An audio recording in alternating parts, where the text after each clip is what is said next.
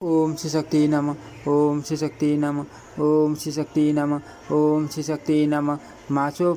मासोपवास व्रत की विधि और महिमा। श्री सनक जी कहते हैं, नारद जी, अब मैं मासोपवास नामक दूसरे श्रेष्ठ व्रत का वर्णन करूंगा। एकाग्रचित होकर सुनिए। वह सब पापों को हल लेने वाला, पवित्र तथा सब लोगों का उपकार करने वाला है। विप्र, आषाढ़, श्रावण, भाद्र अथवा आश्विन मास में इस व्रत को करना चाहिए। इनमें से किसी एक मास के शुक्ल पक्ष में जितेंद्रिय पुरुष पंच गव्य पिए और भगवान विष्णु के समीप शयन करे। तदंतर प्राप्त काल उठकर नित्य क्रम समाप्त करने के 50 मन और इंद्रियों को वश में करके क्रोध रहित हो सदापूर्वक भगवान विष्णु की पूजा करे। विद्वानों के साथ भगवान विष्णु का यथोचित पूजन करके स्वस्ति वासन पूर्वक यह संकल्प करे, मास मेक निरारो हाटया प्रभुति केशव मासांते पारन कुर्वे देव तवाज्ञाय तपो रूप नमस्तु भयम तपसा फलदायक मनाभीष्ट फलम देहि सर्व विदनान निवारय।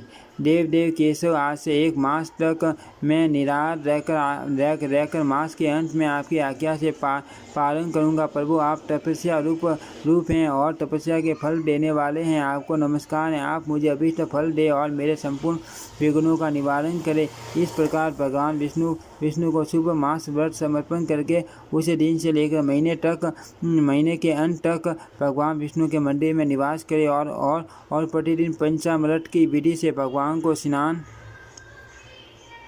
करावे। उस महीने में निरंतर भगवान के मंदिर में दीप जलावे। नित्य प्रति अपामार्ग ऊँगा चीरा की डाटूं करे और भगवान नारायण के चिंतन में रत हो विधि पूर्वक स्नान करे। तदंतर पहले की पार्टी स्वयं पूर्वक भगवान विष्णु को स्नान करावे और उनकी पूजा करे। इस प्रकार मासोपवास पूरा होने पर भगवत पूजन पूर्वक यथाशक्ति ब्राह्मणों को भोजन करावे और भक्ति पूर्वक उन्हें दक्षिणा दे। फिर स्वयं भी इंद्रियों को वश में करके बंधुजनों के साथ भोजन करे। इस प्रकार व्रती पुरुष 13 बार मासोपवास अर्थात प्रतिवर्ष 1 मासोपवास व्रत करता हुआ 13 वर्ष तक व्रत करे। उसके अंत में वेद वेता ब्राह्मणों को दक्षिणा सहित गोदान करे। 12 ब्राह्मणों को विधि पूर्वक भोजन करावे और अपनी शक्ति के अनुसार उन्हें वस्त्र आभूषण तथा दक्षिणा दे। इस प्रकार जो मनुष्य इंद्र स्वयं पूर्वक 13 पराग पूर्ण कर लेता वह परमानंद पद को प्राप्त होता है, जहाँ जाकर कोई शोक नहीं करता। मासोपवास व्रत में लगे हुए गंगा स्नान में तत्पर तथा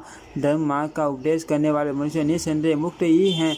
विधवा स्त्रियों, सन्यासियों, ब्रह्मचारियों और विशेष वानप्रस्थितियों का यह मासोपवास व्रत करना चाहिए। स्त्री हो या पुरुष इस परम दुर्लभ व्रत का अनुष्ठान करके मोक्ष प्राप्त कर लेता है, जो योगियों के लिए भी दुर्लभ है। ग्रस्त हो या वानप्रस्थ, ब्रह्मचारी हो या सन्यासी तथा मूर्ख हो या पंडित, इस प्रसंग को सुन के कल्याण का भागी होता है। जो भगवान नारायण की शरण होकर इस पुण्य में व्रत का वर्णन सुनता है अथवा पढ़ता है, वह पापों से मुक्त हो जाता है।